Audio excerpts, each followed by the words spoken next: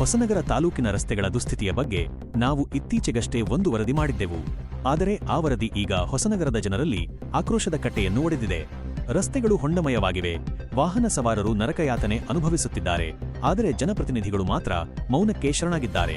ಈ ಕುರಿತು ಜನರು ಸಾಮಾಜಿಕ ಜಾಲತಾಣಗಳಲ್ಲಿ ಏನು ಹೇಳುತ್ತಿದ್ದಾರೆ? ಇಲ್ಲಿದೆ ಒಂದು ವಿಶೇಷ ವರದಿ. ನಮ್ಮ ವರದಿಯ ಬೆನ್ನಲ್ಲೇ ಸಾಮಾಜಿಕ ಜಾಲತಾಣದಲ್ಲಿ ಆಕ್ರೋಶದ ಕಿಡಿಯೆದ್ದಿದೆ.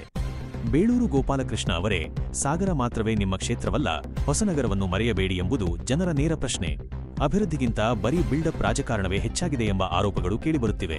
ಇನ್ನು ಕೆಲವರು ಚುನಾವಣೆ ಮುಗಿದ ಮೇಲೆ ಗ್ರಾಮದ ಕಡೆ ತಲೆ ಹಾಕದವರು ಇನ್ನು ಮುಂದಿನ ಚುನಾವಣೆಗಳಲ್ಲಿ ಮತ ಕೇಳಲು ಹೇಗೆ ಬರುತ್ತೀರಿ ಎಂದು ಖಡಕ್ ಎಚ್ಚರಿಕೆ ನೀಡುತ್ತಿದ್ದಾರೆ.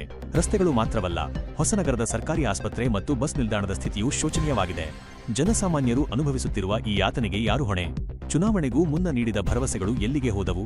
ಕೇವಲ ಕಣ್ಣೊರೆಸುವ ತಂತ್ರದ ಪ್ಯಾಚ್ವರ್ಕ್ ಕಾಮಗಾರಿಗಳೇ ಹೊಸನಗರದ ಅಭಿವೃದ್ಧಿಯೇ ಎಂಬ ಪ್ರಶ್ನೆಗಳನ್ನು ಇಂದು ಪ್ರತಿಯೊಬ್ಬ ಹೊಸನಗರದ ಪ್ರಜೆ ಕೇಳುತ್ತಿದ್ದಾರೆ. ಕೊನೆಯದಾಗಿ ಒಂದು ಮಾತು: ಪ್ರಜಾಪ್ರಭುತ್ವದಲ್ಲಿ ಜನಪ್ರತಿನಿಧಿ ಎಂದರೆ ಜನರ ಕಷ್ಟಗಳಿಗೆ ಸ್ಪಂದಿಸುವ ಸೇವಕನಾಗಬೇಕೇ ಹೊರತು ಕೇವಲ ಅಧಿಕಾರದ ಚುಕ್ಕಾಣಿ ಹಿಡಿಯುವವರಲ್ಲ. ರಸ್ತೆಗಳ ಹದಗೆಟ್ಟ ಸ್ಥಿತಿ ಕೇವಲ ಡಾಂಬರಿನ ಸಮಸ್ಯೆಯಲ್ಲ, ಅದು ಆಡಳಿತ ವ್ಯವಸ್ಥೆಯ ವೈಫಲ್ಯದ ಸಂಕೇತ. ಅಪಘಾತಗಳಾಗಿ ಅಮೂಲ್ಯ ಜೀವಗಳು ಬಲಿಯಾದ ಮೇಲೆ ಪರಿಹಾರ ನೀಡುವುದಕ್ಕಿಂತ ಕೂಡಲೇ ರಸ್ತೆ ದುರಸ್ತಿ ಕೈಗೊಳ್ಳುವುದೇ ನಿಜವಾದ ರಾಜಧರ್ಮ. ಈ ಬಗ್ಗೆ ನಿಮ್ಮ ಅಭಿಪ್ರಾಯವೇನು? ಕಮೆಂಟ್ ಬಾಕ್ಸ್ನಲ್ಲಿ ತಿಳಿಸಿ.